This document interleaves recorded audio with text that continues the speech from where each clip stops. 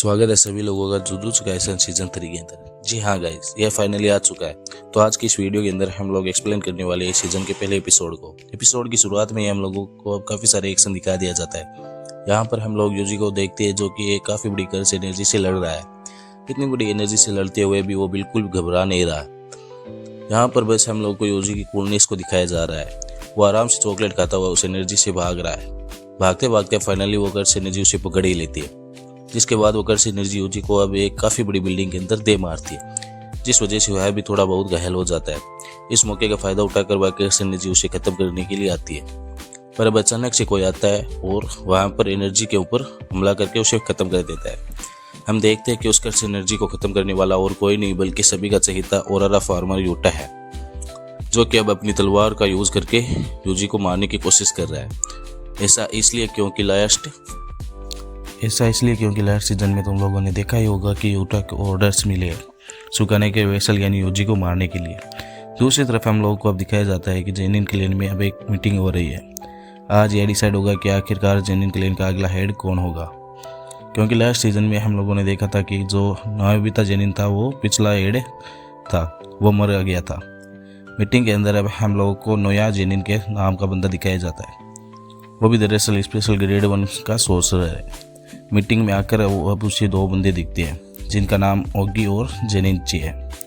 Noah वहाँ देखकर वो उसे कहते हैं कि तुम काफ़ी लेट हो गए हो। तो नोया कहता है कि इससे क्या ही फ़र्क पड़ता है, मैं आऊँ या फिर ना आऊँ। यह तो ओबियसली है कि जेनिन क्लेन का अगला हेड मैं ही हूँ, क्योंकि जितने भी मेरे बड़े भाई है वो सभी यूजलेस है। नोया की बात सुनकर वह दोनों ही गुस्से में आ जाते हैं और अब उसके ऊपर हमला करने की कोशिश करते हैं, पर वो लोग इतनी भी सीरियस फाइट नहीं करते। तभी वहाँ पर एक बंदा आ जाता है जो कि सभी लोगों को बताता है कि अगला हेड कौन होने वाला है। वो अब सभी को पता नहीं लगता है।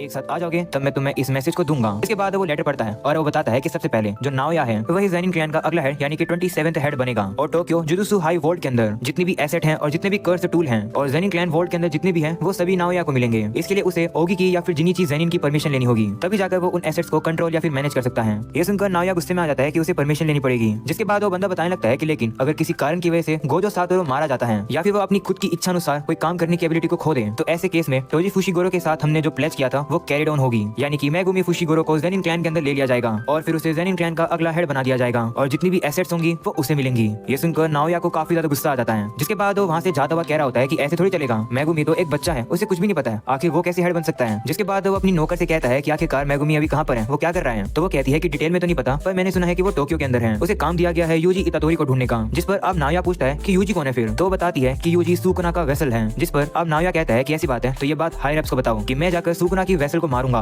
मेगुमी भी शायद से इस समय पर यूजी के साथ ही होगा, तो अब मैं जाकर उन दोनों को एक ही बारी में खत्म कर दूंगा। इस समय पर जो टोक्यो है वो एक डीमन इन्फेस्टेड हेल है, यानी कि वहाँ पर डीमंस भरे हुए हैं। इससे फर्क नहीं पड़ता कि लोग कहाँ पर और कैसे मरते हैं, कुछ भी हो जाए मैं मेगुमी को मारकर जेनिन क्लैन का अगला हेड ही रहूंगा। वहीं अब दूसरी तरफ हम लोग को यूजी को दिखाया जाता है जो कि अभी भी शिबुया इंसिडेंट को याद कर रहा होता है। वो याद कर रहा होता है कि उस इंसिडेंट में किस तरीके से नोबारा मारी गई, नाना भी मारा गया और सुकुना के आउट ऑफ कंट्रोल होने की वजह से काफी सारे लोग भी मारे गए और कितनी ज्यादा तबाही मच गई थी। वो सब कुछ याद करके वो काफी डिप्रेस सा बैठा हुआ था। इतने में ही चोजो वहाँ पर आकर उससे पूछता है कि तुम्हारी इंजुरीज कैसी हैं, तो वो कहता है कि मैं ठीक हूँ, शायद से ऐसा सुकुना की वजह से है, मैं फील कर पा रहा हूँ कि उसकी जो ताकत है वो ग्रो कर रही है। जिस पर अब चोजो कहने लगता है कि तुम्हें मेरी चिंता करने की जरूरत नहीं है, तुम जुजुत्सु हाई में वापस जा सकते हो, मुझे वैसे भी जाकर शोशो की बॉडीज को रिकवर करना है। जिस पर अब यूजी कहता है कि नहीं, मैं तुम्हारी वजह से यहाँ पर नहीं रुका हुआ हूँ। इस समय पर जो सुकुना है वो मेगुमी से रिलेटेड कोई प्लानिंग कर रहा है और सुकुना ने मेरा यूज करके काफी सारे लोगों को भी मारा है। इसी वजह से मैं नहीं चाहता हूँ कि और भी लोग हर्ट हो, इसलिए मैं ज्यादा लोगों के पास नहीं जा सकता हूँ। वैसे क्या तुम्हें मेरे साथ रहने में कोई दिक्कत नहीं है, मैंने तुम्हारे भाइयों को भी मारा है। तो चोजो कहता है कि कोई बात नहीं, ये तो बस गलतफहमी की वजह से हुआ है, अगर वो लोग मेरी जगह पर होते तो वो भी यही करते जो मैं कर रहा हूँ। हम लोग हमारी गलतियों को माफ कर सकते हैं, हम लोग आखिरकार भाई जो हैं। तो यूजी कहते हैं कि ठीक है, अब चलो चलकर हम लोग ज्यादा से ज्यादा कर्सेस को खत्म करते हैं। अगले सीन में वो लोग अब बाहर आ जाते हैं जहाँ पर यूजी अब ताली मार के काफी सारे कर्सेस को अपने पीछे लगा लेता है।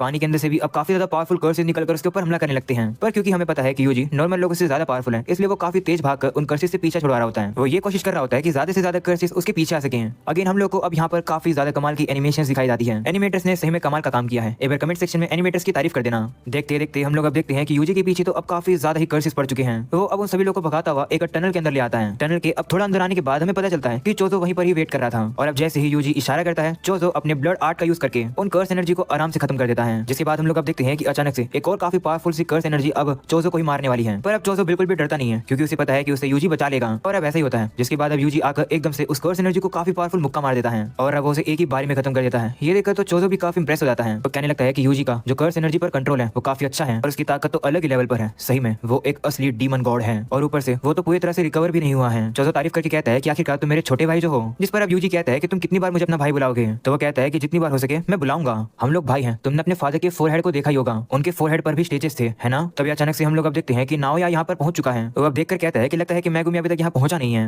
वैसे तुम लोग यहाँ पर कर क्या रहे हो? तुम लोग भागने की कोशिश क्यों नहीं कर रहे हो? जिस पर यूजी पूछने लगता है कि हम लोग को भागने की क्यों जरूरत है? तो नाओया कहता है कि लगता है कि तुम्हें पता नहीं है क्योंकि अब गोजो सातोरो नहीं है, यानी कि उसकी प्रोटेक्शन जा चुकी है, इसलिए यूजी तुम्हें मारने के लिए सभी लोगों को ऑर्डर दे दिए गए हैं। सच बताऊं तो यूजी मुझे फर्क नहीं पड़ता है कि तुम जिंदा बचते हो या फिर मरते हो, मैं तो दरअसल मैगुमी को मारना चाहता हूँ, पर तुम जैसे एक अनोइंग पर्सन को जिंदा छोड़ना भी सही नहीं रहेगा। जिस पर अब यूजी पूछता है कि तुम्हें मैगुमी से क्या काम है? तो नाओया कहता है कि मुझे मैगुमी को मारना है, उससे पहले मुझे एक चीज पर उसकी साइन चाहिए और मैगुमी तुम्हें ही ढूंढ रहा था तो मुझे लगा कि वो तुम्हारे पास होगा, पर मैं लगता है गलत था। ऐसा बोलने के बाद अब वो अचानक से एकदम से यूजी के पास पहुंचकर उसे मुक्का मार के नीचे गिरा देता है। ये देखकर नाओया भी गुस्से में आ जाता है और अब वो उससे लड़ने के लिए आता है। और हम लोग अब देखते हैं कि नाओया तो चोजो की रेल बना देता है। वो तो अपना हेयर स्टाइल ठीक करता हुआ एक ही हाथों से उसको काफी सारे चाटे और मुक्के मार रहा होता है। अरे भाई इतनी डिसरिस्पेक्ट मैं तो ना सहता चोजो भाई, यूजी भी ना सहता। वो भी अब हमला करने के लिए उठकर आ जाता है। चोजो और यूजी एकदम कोऑर्डिनेट अटैक करके नाओया का ध्यान भटका देते हैं और अब इसी मौके का फायदा उठाकर वो लोग उससे थोड़ा दूर आ जाते हैं। यूजी अब कहने लगता है कि नाओया थोड़ा सा तेज है पर कुछ ना कुछ तो अजीब लग रहा है। तो चोजो कहता है कि हाँ शायद से ये एक टेक्निक यूज कर रहा है। तब ये नाओया भी उनसे कहता है कि मैंने तो तुम लोगों को अंडर एस्टिमेट किया, जितना मैंने सोचा था तुम लोग तो उससे भी बेहतर हो। वह सोचने लगता है कि मुझे समझ तो आ गया है कि यूजी कौन है, पर आखिरकार इसके साथ ये बंदा कौन है, आखिर मैं इसका क्या करूं? दोनों से एक साथ लड़ने में थोड़ी दिक्कत तो होगी। तभी अचानक से अब उन लोगों को उस एरिया के अंदर एक काफी खतरनाक सी प्रेजेंस फील होती है। ये प्रेजेंस इतनी खतरनाक है कि यूजी को तो लगता है कि कहीं गोजो वापस तो नहीं आ गया। आगे पीछे देखने के बाद यूजी को समझ आता है कि ये प्रेजेंस गोजो की नहीं बल्कि यूटा की है। वो भी अब यहाँ पर यूजी को मारने के लिए आ चुका है। इतने सारे लोगों को देखकर वो कहता है कि अरे ये क्या बात हुई, यूजी तो अकेले है ही नहीं। वही अब यूजी और चोजो दोनों ही कंफ्यूज हो जाते हैं यूटा को देखकर कि आखिरकार ये कौन है। वही चोजो को तो समझ आ जाता है कि जो कोई भी बंदा है वो यूजी को मारने के लिए आया है क्योंकि ये यूजी का एग्जीक्यूशनर जो है।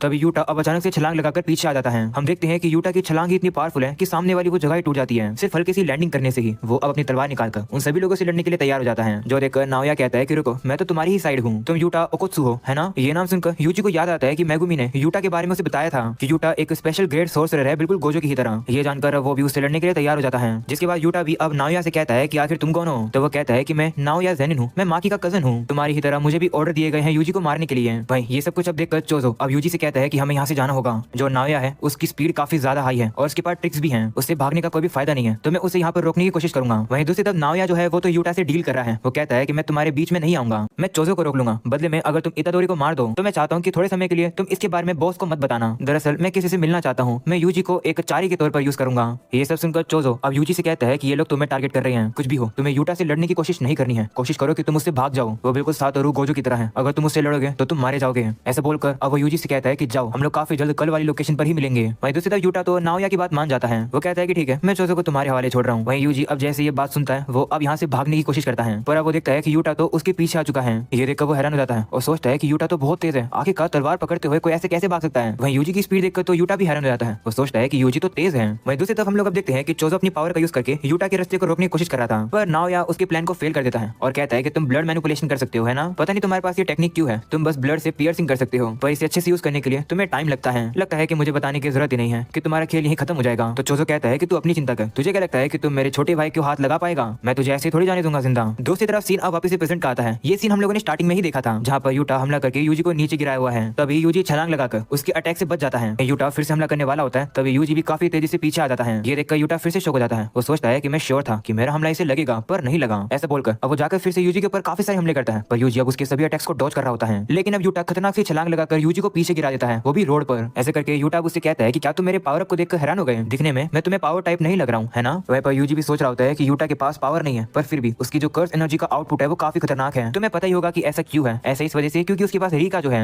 वहीं पर यूटा अब उसे कहता है कि सच बताऊं तो इस समय पर मैं कमजोर साइड हूँ। वहीं पर अब यूजी भी सोचता है कि हाँ, इसके अंदर पावर की कमी है, पर ये अपनी पावर की कमी को अपनी कर्स एनर्जी यूज करके पूरा कर रहा है। ये बिल्कुल मेरे ऑपोजिट है। ये सुनकर अब यूटा भी कहता है कि ओ तो तुमने नोटिस कर लिया। ऐसा बोलकर अब वो यूजी को बताता है कि दरअसल मेरे अंदर गोजो से भी ज्यादा कर्स एनर्जी है, पर क्योंकि गोजो के पास 6 आई है, तो जब वो अपनी टेक्निक्स को एक्टिवेट करता है तो उसकी एनर्जी लॉस 0 होती है। परफॉर्मेंस के मामले में गोजो अभी भी नंबर 1 पर है। मेरे अंदर तो कर्स एनर्जी खत्म हो सकती है, पर गोजो के अंदर कभी भी नहीं। चलो बहुत बात कर ली, अब बारी है तुम्हें खत्म करने की। ऐसा बोलने के बाद वो फिर से अपनी तलवार से यूजी के ऊपर हमला करने के लिए आता है। वहीं यूजी अभी भी उसके अटैक्स को रोकने की कोशिश कर रहा होता है। वहीं लड़ते समय टोजी को अब टोडो की बात याद आ रही होती है, जहां उसने कहा था कि एक सोर्सरर जितना बेहतर होगा तो उतना ही मुश्किल होगा उसकी कर्स एनर्जी के फ्लो को पढ़ पाना। ये सुनकर यूजी अब कहता है कि इसका ये मतलब है कि जो टॉप टियर के सोर्सरर होते हैं तो उनके पास ज्यादा प्रिसाइज कर्स एनर्जी का कंट्रोल होता है, तो इसका मतलब है कि आखिरी मोमेंट तक तुम उनके अटैक को प्रिडिक्ट नहीं कर सकते हो। पर यूटा के लिए ऐसा नहीं है, क्योंकि उसकी बॉडी के अंदर से कर्स एनर्जी कंटिन्यूअसली राइज हो रही है। उसकी तलवार से भी बात यहाँ पर ये नहीं है कि मैं उसके मूवमेंट्स को रीड नहीं कर सकता हूँ। बात यह है कि यूटा के हर एक अटैक मेरी जान ले सकते हैं और मैं इसे जितना भी डैमेज दे दूं ये उससे कम कर लेगा। वहीं अब यूजी को याद आता है कि नानामी ने मरने से पहले यूजी से कहा था कि सारी चीजों को मैं तुम पर छोड़ रहा हूँ। वो याद करके वो यूटा से कहता है कि माफ करना, पर अब मैं अभी यहाँ नहीं मर सकता हूँ। ऐसा बोलने के बाद वो फिर से लड़ना शुरू करते हैं। यूजी अब यूटा के हमले से बचता हुआ आगे जाता है और अब वो एक गाड़ी में से एक नाइफ उठा लेता है। यूजी को अब ये भी याद आने लगता है कि गोजो ने उसे कहा था कि ये टाइप पर डिपेंड करता है। कुछ सोर्सरर वेपन हैंडलिंग को अपना फाउंडेशन बनाकर ट्रेन करते हैं। मैं भी नहीं चाहता हूँ कि जो कर्स एनर्जी कंट्रोल है वो नेग्लेक्टेड हो जाए। ऐसा कर पाना तुम्हारे लिए अभी भी थोड़ा सा जल्दी हो सकता है, पर फिर भी डीमंस को मारना एक इमरजेंसी ट्रीटमेंट होती है, तो देख लो तुम सीख पाओ। तो वहीं पर हम लोग अब देखते हैं कि यूजी अब उसी नाइफ के अंदर अपनी एनर्जी डाल रहा होता है और अब उसी से ही वो यूटा की तलवार को रोकने की कोशिश करता है।